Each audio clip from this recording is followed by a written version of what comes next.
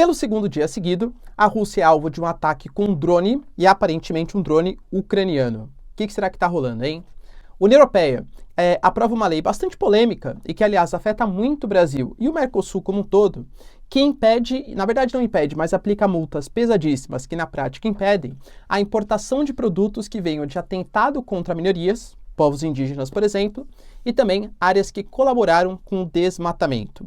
Isso, obviamente, impacta bastante o Brasil e o próprio Mercosul, e inclusive Alberto Fernandes, presidente da Argentina, que vai exercer a liderança do Mercosul agora nos próximos 6 meses, já deu orientação e inclusive pede a criação de um banco comum, um banco central comum para os países do Mercosul. Notícias importantes também relacionadas a críticas que o Macron vem sofrendo, não só dos ucranianos, dos países bálticos, mas agora até o Joseph Borrell, que é o grande cara das relações exteriores da União Europeia, que aliás também entra em conflito com as declarações do Antony Blinken. O que está rolando e como que vai conseguir ser estabelecida a paz com a Rússia? E para finalizar aqui o nosso vídeo, o Brasil ele fecha um acordo bem importante, inclusive, com a Rússia, que garante a importação ali de tecnologia para funcionamento de usinas nucleares no Brasil. Hoje um tipo de energia que corresponde somente a 3% da nossa matriz energética. Se vocês querem entender um pouco mais do que eu estou falando, e muito mais também sobre geografia, geopolítica, atualidades, política, polêmicas, enfim, tudo para você se manter sempre bem atualizado, já se inscreve no canal, deixa seu like, compartilha esse vídeo, que eu, professor Ricardo, conto muito com a sua ajuda. Belezinha? Pessoal, para quem não me segue no Instagram ainda, hein? @prof_Ricardo Marcílio, que eu conto muito com a sua ajuda, tá? Eu sempre divulgo ali notícias, tal, essas coisas, eu acho que é super importante. E claro, se você quiser contribuir aqui para o canal financeiramente e me ajudar a continuar produzindo conteúdos diários aqui para vocês, seja membro ou faça algum tipo de contribuição. Isso ajuda bastante mesmo, tá, pessoal? Agradeço demais, de verdade. Então, bora lá pro vídeo, ó. Seguinte. Ontem eu dei a notícia aqui para vocês que 2 alvos militares eles foram atacados por drones ucranianos. E foi um ataque assim um pouco, não estranho, mas mais difícil de acontecer, porque não foi muito próximo da área de fronteira com a Rússia, né? Então foi um pouco mais para o interior do território, a algumas centenas só de quilômetros de Moscou, da capital. Esses ataques que aconteceram hoje, eles não tiveram autoria assumida pela Ucrânia, pelo menos não até o momento, mas foram ataques que pegaram num aeródromo da Rússia e que causaram ali alguns estragos, tá? Algumas imagens começaram a circular, tá? Além disso, em Zaporizhia, que é onde fica a maior usina nuclear do continente europeu, também foi alvo de uma série de ataques dos ucranianos. Os russos responderam a esses ataques ontem, e possivelmente por conta desse novo, que eles consideram como um atentado terror, não posso falar aqui no YouTube, lista, novos ataques vão ser feitos. Eu sei, galera, a régua da moralidade, o que é um ataque, o que não é, poxa, a Ucrânia está sendo atacada, agora que ataca a Rússia e tal. Cara, isso é muito estranho, claro, tá?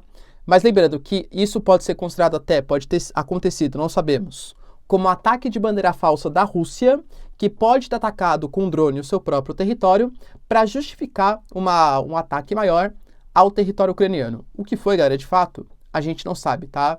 Mas se talvez começar a se tornar uma constante esses ataques dos ucranianos, aconteceu ontem, pode ter acontecido hoje de novo. Tudo ainda sem a Ucrânia ainda não assumiu o que fez, tá?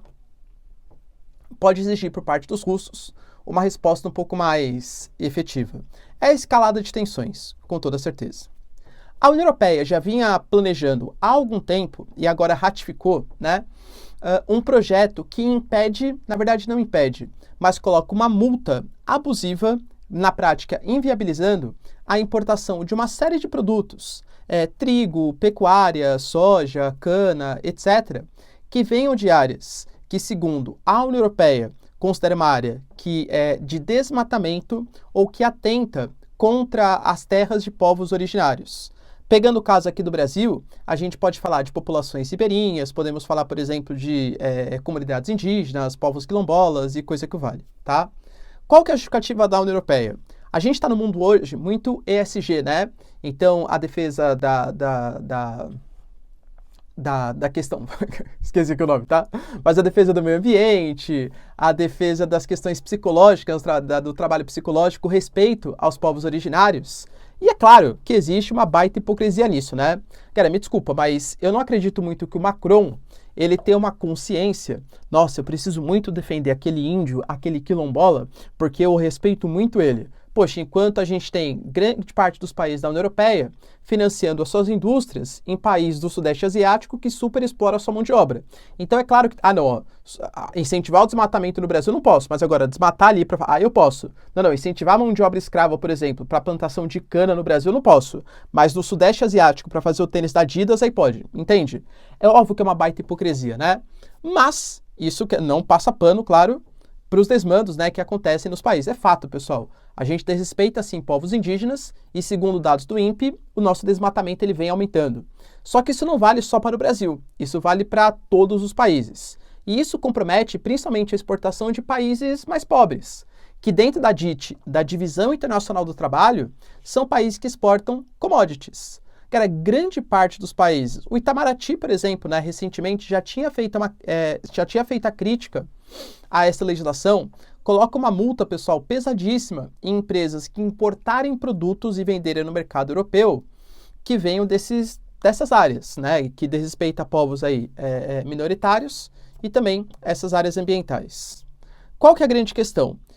Segundo o Alberto Fernandes, a gente teve recentemente aí, né, uma reunião praticamente para passagem de presidência. O Uruguai, até então, do Lacalipou, é quem está na presidência do Mercosul e agora vai passar para a Argentina. O Alberto Fernandes tem grandes divergências com o Uruguai, né? O Mercosul ele é um grupo bastante rachado politicamente. A gente tem, por exemplo, o Bolsonaro e o Mário Abdo Benítez, que são dois presidentes mais de uma direita mais conservadora, digamos assim, que tem uma certa convergência, é fato. O Uruguai é governado pelo Lacalipou, que também é direita, mas uma direita mais liberal, e o Alberto Fernandes, que é um cara mais de esquerda. Então, são pensamentos muito divergentes dentro do mesmo bloco. Até tratado sobre questão de, por exemplo, qual vai ser a TEC, tarifa externa comum, vamos reduzir, vamos aumentar, vamos fechar acordo com aquele país, não vamos? Isso está muito difícil de ser fechado pela divergência de opiniões políticas que existem dentro do Mercosul. A gente tem países mais liberais que querem baixar os impostos. Países, por exemplo, como a Argentina, que são mais protecionistas e querem proteger a sua indústria nacional, aumentando as barreiras alfandegárias. Só que daí tende a aumentar a inflação e diminuir a competitividade. O produto importado fica mais caro, prejudica o poder de consumo da população do mercado interno. São políticas econômicas diferentes, né? E por conta disso, o Alberto Fernandes, que vai assumir a presidência, deu uma declaração bem clara. Falou, olha, está na hora de superarmos essas divergências. Esse mundo pós-Covid mostrou que existe uma outra globalização em loco, uma outra globalização que precisa da união dos países mais próximos contra adversários geopolíticos. E isso vem dentro de um contexto, por exemplo, em que o Uruguai, ao longo do Mercosul, tá? O Mercosul foi criado lá em 91, depois do Tratado de Ouro Preto, virou uma união aduaneira de fato, que tem essa tarifa externa comum, mas ele sempre quis fechar acordos com outros países. Na década de 90, tentou fechar um acordo de livre comércio com os Estados Unidos, recentemente foi convidado pela China para fechar um acordo de livre comércio e agora com o Tratado Transpacífico para também fechar um acordo de livre comércio. Só que está dentro das regras do Mercosul, e até faz sentido, que se o país está no Mercosul, ele não pode fechar um acordo bilateral ou multilateral com outros países. Porque imagina, o Uruguai fecha um acordo de livre comércio com a China sem autorização, por exemplo, do Brasil.